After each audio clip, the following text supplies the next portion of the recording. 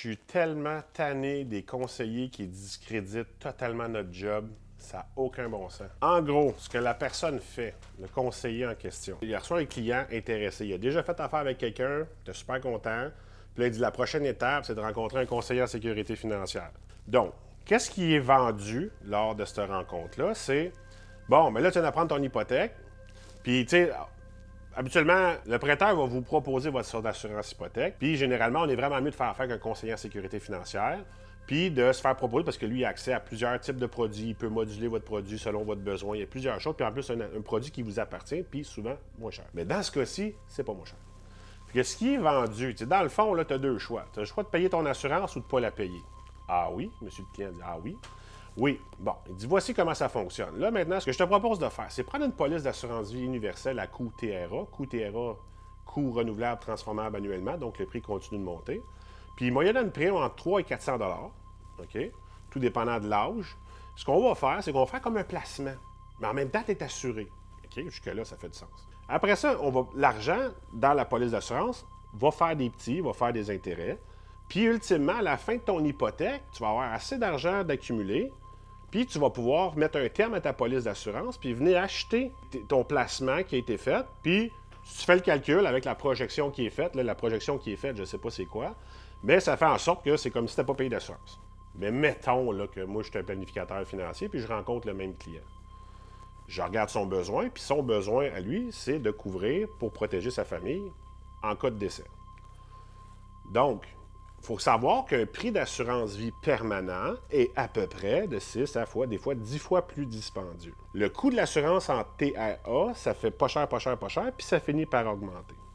Fait que la partie placement qui est mise dedans, quand on met l'argent dans une police universelle, on est taxé à l'entrée. Les frais de gestion sont vraiment plus élevés que n'importe quel autre type de placement parce qu'il y a des garanties, puis c'est à l'intérieur d'un produit d'assurance, puis il y a des avantages au niveau fiscal.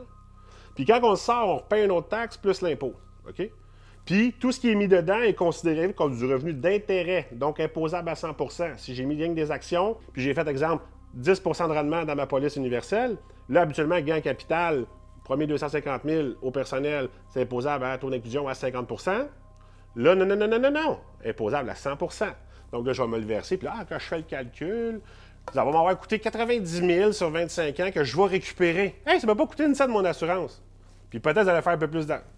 Écoutez, là, je me fais vendre ça. Moi, puis là, j'ai tellement confiance en cette personne-là parce que cette personne-là m'a été très bien référée. Puis on m'a vendu le rendement.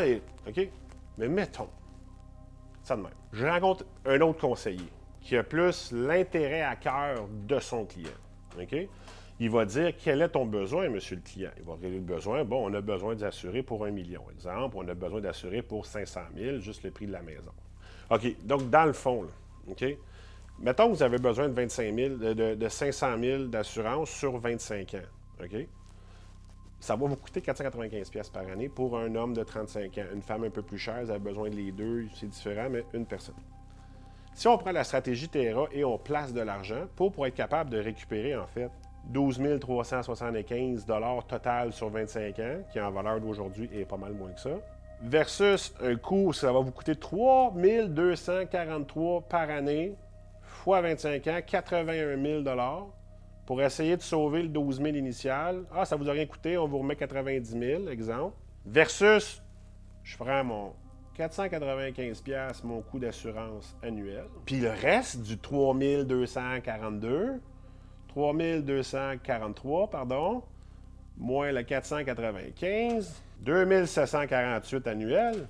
Mets ça dans un CELI où tu n'auras pas de coût d'assurance. Tu vas avoir ton 500 000 d'assurance vie. Pareil, si tu meurs, ta famille est protégée.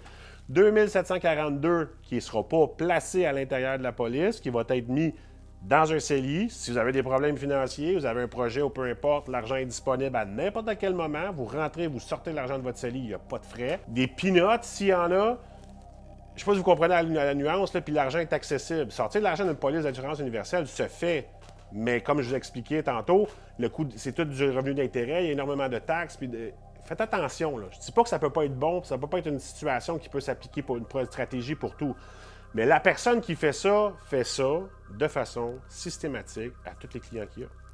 Tout dépendant du budget, la prime va varier entre 2 puis 400 puis 500 par mois. Ce que je veux dire, c'est que ces stratégies-là peuvent être bonnes. Ton REER est plein, ton CELI est plein, tout est plein partout. Ah ben oui, je vais investir dans une police universelle. Il y a comme autre chose, vous avez une situation qui est différente. Monsieur, madame, tout le monde, place pas ton argent dans une police d'assurance vie universelle. Paye-toi un coût d'assurance, règle ton besoin, prends du temporaire. Quand tu auras plus d'argent, tu t'investiras dans une police d'assurance si ça te tente, mais pas pour protéger ton hypothèque, puis je ne veux pas payer d'assurance, c'est une farce. Là. Pensez-vous qu'en investissant 2 748 dans un CELI par année avec un taux de rendement moyen, vous n'êtes pas capable de rembourser le 12 375? Je comprends que des fois, on est facilement influençable parce que ça a l'air d'être beau, ça a l'air d'être bien, c'est bien présenté, c'est bien proposé. Ça peut s'appliquer à vous, mais si quelqu'un fait ça pour tout le monde, à tous ses clients, nécessairement, c'est que c'est pas bon.